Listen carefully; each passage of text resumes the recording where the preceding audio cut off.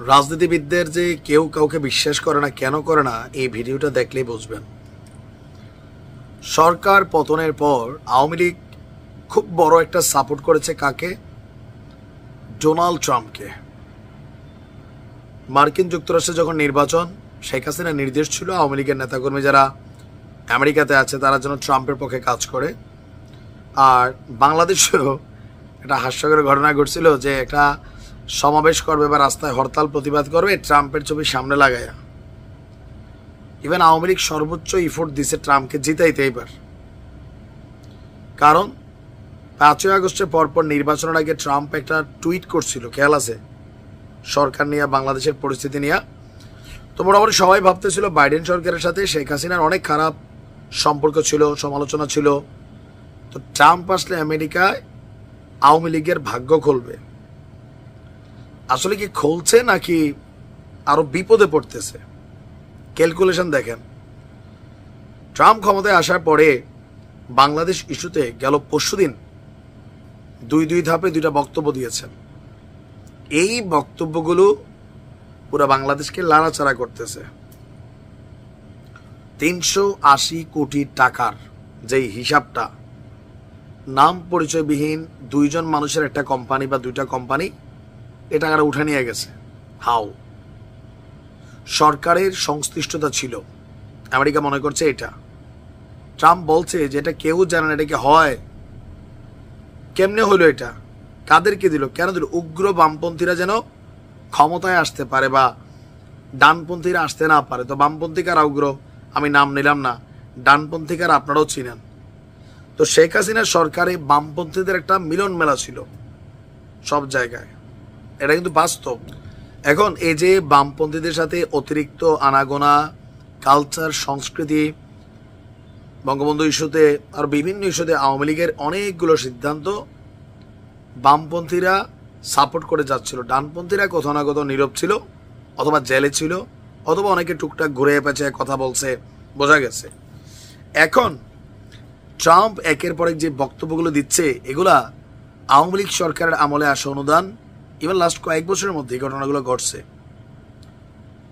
দেশের মানুষ এমনি আওয়ামী লীগের একটু অ্যান্টি ইসলামিক ভাবে।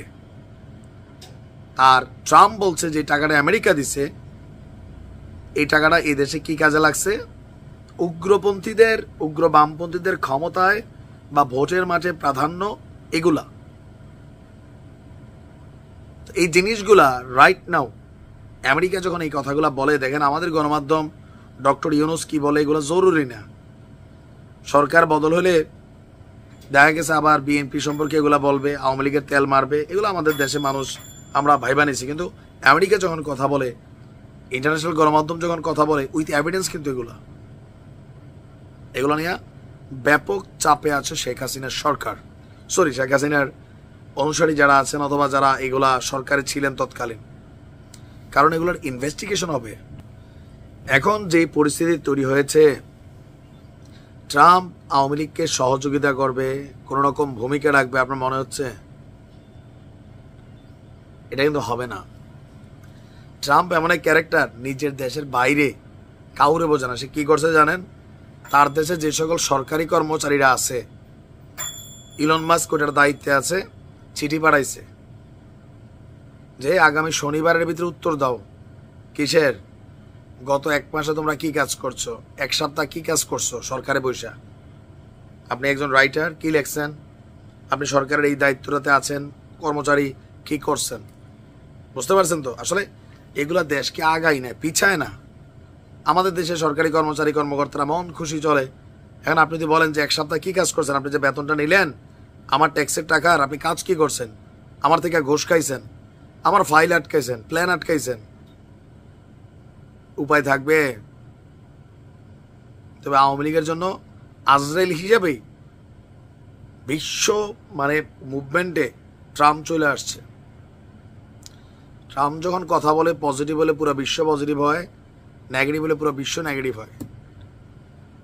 এটা কঠিন দিন কিন্তু আওয়ামী লীগের জন্য আসতেছে। অনেকে এটা অনুধাবন করতে পারতেছেন না, অনেকে পারতেছেন। এত তাড়াতাড়ি কিন্তু কোনো কিছু হবে না। আর অতি উৎসাহী যারা আছেন, মাঠে নামেন, এটা করেন সেটা করেন, ফেসবুকে, প্রত্যেকের কপালে ভাই দুর্গতি আসবে। ন্যায় বললেন অন্যায় বললেন, কিন্তু হিসাব করে দুইটাই বলবেন। হুমকি দামকি এগুলা কিন্তু উল্টা বিপদ ডেকে আনবে। ভালো থাকুন।